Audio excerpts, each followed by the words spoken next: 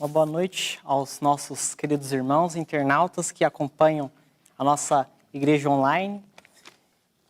E como o irmão Osiel citou, nós estamos felizes por estar aqui hoje e vamos falar sobre o tema Deus ouve e seu povo. E não só Deus ouve seu povo, Deus fala com seu povo. Isso nós vamos ver hoje. E tenho pensado nesse tema nos últimos dias, enquanto estava estudando a lição da escola sabatina com minha noiva e com minha mãe. Estava estudando e durante o estudo dessa lição, nós começamos a nos questionar. Deus agia de forma tão maravilhosa no antigo Israel, falando com Moisés face a face, como está escrito, e dando demonstrações claras de sua presença naquele povo. Mas e hoje, entre os adventistas do sétimo dia, movimento de reforma, Deus fala ainda conosco? Nós vamos responder essas perguntas, mas antes nós vamos fazer uma breve recapitulação da forma como Deus falava com o seu povo, o povo de Israel, e até chegarmos a nós, o Israel moderno. E para isso eu quero convidar a todos para abrirmos as nossas Bíblias no livro de Deuteronômio, no capítulo 34, o verso 10. Aí nós vamos ver a primeira etapa da comunicação com Deus e o seu povo, com Deus e as pessoas. E diz o seguinte: nunca mais se levantou em Israel um profeta como Moisés, a quem o Senhor conhecera face a face. Complementando ainda esse mesmo pensamento da forma como Deus se comunicava com o seu povo, nós ainda vamos ler mais um verso para falar da primeira etapa, que é o verso de 1 Samuel, no capítulo 3, verso 10, a sequência do verso que lemos para a base de nossa oração. Diz assim: então veio o Senhor, pôs-se ali e chamou como das outras vezes, Samuel, Samuel. E respondeu Samuel: fala, porque o teu servo ouve. Aqui nós vemos a primeira etapa da comunicação de Deus com o povo de Israel. E, na verdade, não como o povo de Israel de forma geral, mas com algumas pessoas, alguns servos escolhidos, geralmente profetas, os famosos patriarcas que nós conhecemos e pregamos sobre eles. Essa era a primeira forma de comunicação de Deus com o seu povo. Seguindo para mais adiante, a forma como Deus falava agora não a homens individualmente, mas ao povo de Israel de modo geral. Nós temos um texto interessante que fala sobre isso no livro Patriarcas e Profetas, na página 248. Está escrito bem assim: acima do propiciatório, no ambiente santíssimo do santuário, estava o Shekinah, manifestação da presença divina, e dentre os querubins, Deus tornava conhecida sua vontade. Em outras palavras, Deus falava com seu povo. Algumas vezes, uma luz caía sobre o anjo à direita para significar aprovação ou aceitação, ou uma sombra ou nuvem repousava sobre o que ficava ao lado esquerdo para revelar reprovação ou rejeição. De forma muito semelhante também, está descrito ainda no livro Patriarcas e Profetas, na página 250, sobre uma outra forma que Deus se comunicava com o povo de modo geral, em ocasiões específicas. À direita e à esquerda do peitoral do sacerdote haviam duas grandes pedras de grande brilho. Estas eram conhecidas como Urim e Tumim. Por meio delas, fazia-se saber a vontade de Deus pelo sumo sacerdote. Quando se traziam perante o Senhor, questões para serem decididas, uma auréola de luz que rodeava a pedra preciosa direita era o sinal do consentimento ou aprovação divina, ao passo que uma nuvem ensombrava a pedra esquerda era a prova de negação ou reprovação. Agora nós temos aqui a segunda etapa da comunicação de Deus com seu povo. Primeiro, ele falava individualmente com os patriarcas, com os profetas. Depois ele falava de forma mais geral, por meio do Shekinah, ali sobre o propiciatório, ou por meio das pedras no peitoral do sumo sacerdote. E é interessante como essa segunda etapa da comunicação acontecia, porque ela era bastante binária e incisiva, porque nós estamos falando de um povo que acabou de sair do Egito e era um povo recém-escravo e que precisava entender de forma bem clara qual era a vontade de Deus. Por isso, de forma tão incisiva, por isso sim e não, por isso duas pedras, por isso uma luz ou uma nuvem que deixava claro qual era a vontade de Deus. Mas vamos nos ater mais à frente à comunicação divina quando chegarmos ao nosso caso, à nossa igreja. Então nós vamos adiante para a terceira etapa da comunicação, que está escrito lá no capítulo 1 do livro de Hebreus, versos 1 e 2. E nós lemos assim: havendo Deus antigamente falado muitas vezes e de muitas maneiras aos pais pelos profetas, um resumo das etapas que nós já vimos, nestes últimos dias nos falou pelo Filho, a quem constituiu herdeiro de todas as coisas, por quem fez também o mundo. Aqui nós temos a terceira e a quarta etapa descrita. De forma bem resumida, no livro de Hebreus, o apóstolo Paulo diz que antigamente Deus falava aos profetas e os profetas falavam aos pais, e assim tornou-se Deus conhecido no meio do povo de Israel. Mas depois, quando Jesus veio, a forma de comunicação mudou. Como descrevem os evangelhos, Jesus era o Deus conosco e agora a sua presença estava direta aqui na terra para comunicar também face a face. O homem Jesus falando com os homens aqui desta terra.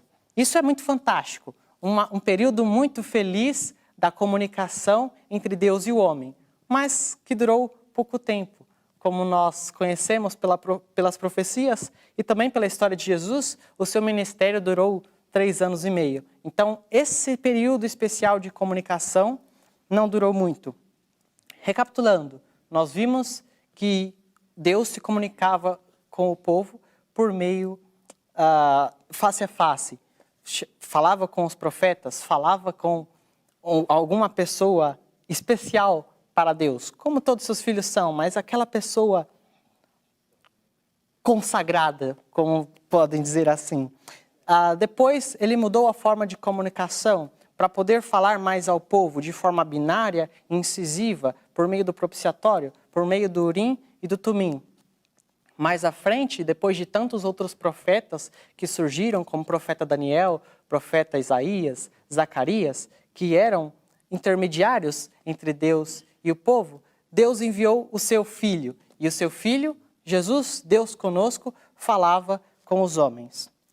Mas, e depois que Jesus subiu, ascendeu aos céus, como ficou a nossa comunicação com Deus? Como Deus passou a falar aos nossos corações?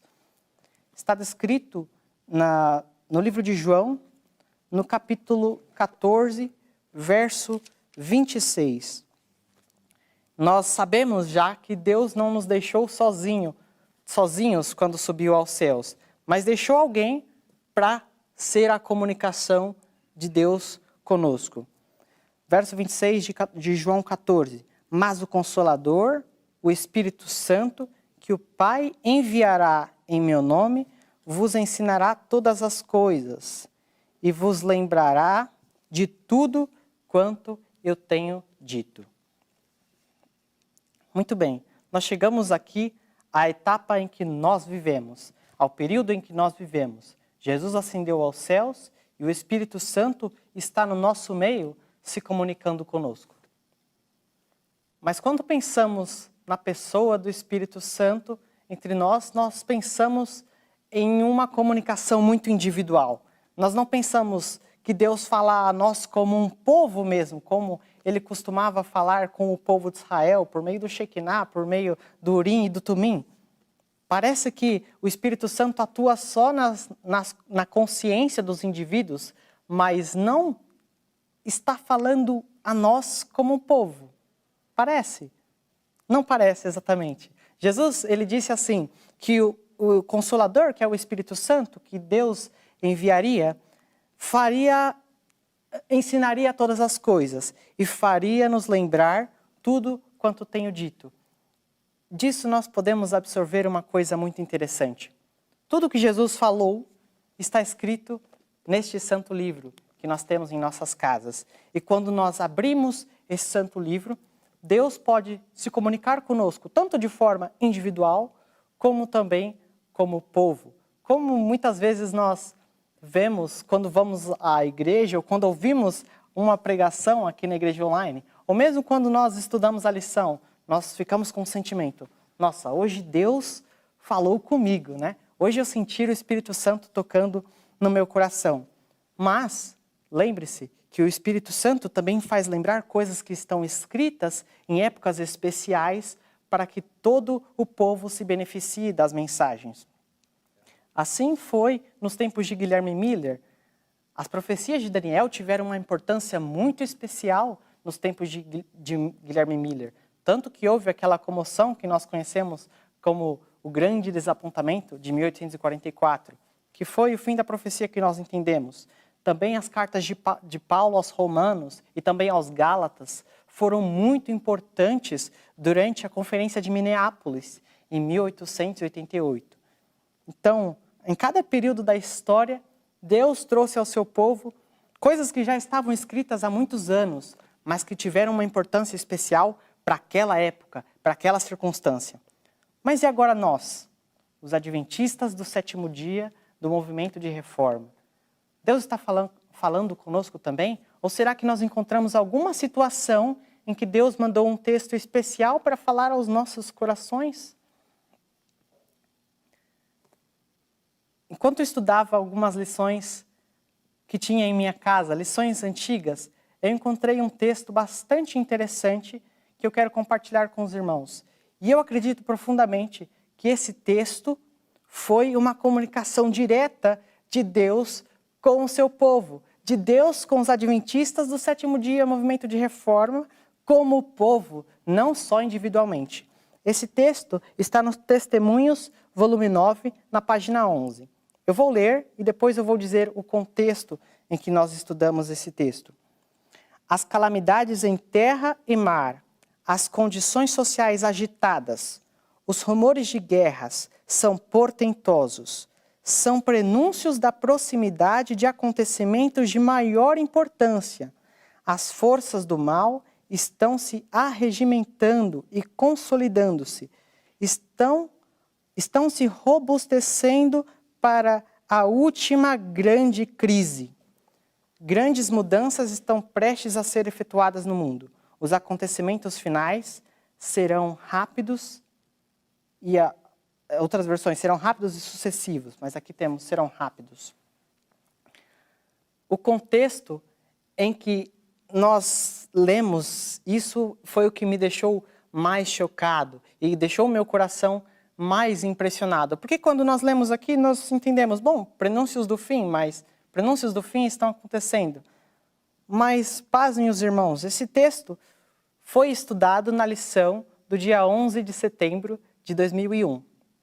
Então, no mesmo ano em que houve o atentado nos Estados Unidos, que para muitos é o maior atentado terrorista da história, nossos irmãos em todo o planeta estudaram exatamente sobre os sinais do tempo do fim.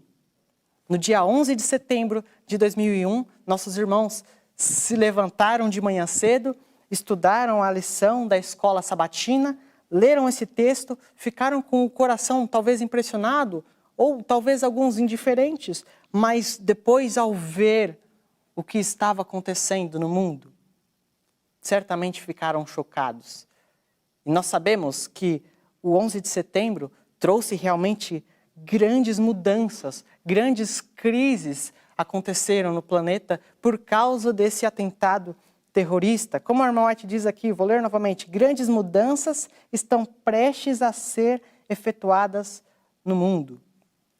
a guerra ao terror declarado logo após o 11 de setembro, mais rumores de guerra, crise financeira, como nós temos enfrentado desde há muito tempo, crises climáticas, epidemias.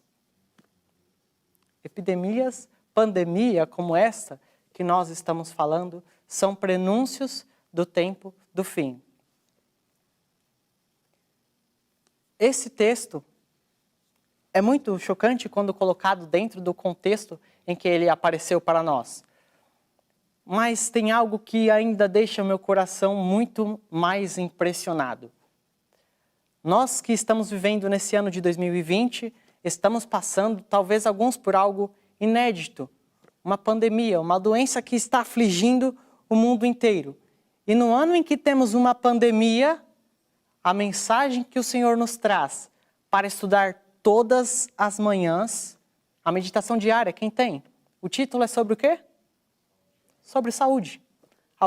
Uma coisa que todas as pessoas estão agora procurando, estão interessadas, como ter saúde, como eu evito ter doenças. E nas nossas meditações diárias, nós lemos todos os dias princípios sobre a alimentação, princípios sobre o exercício físico, princípio mesmo sobre o modo como nós devemos respirar para ter mais saúde. Enquanto nós estamos preocupados se Deus está falando conosco, Deus está claramente falando conosco por meio das nossas meditações diárias, por meio do estudo da Bíblia, por meio da nossa lição da escola sabatina também.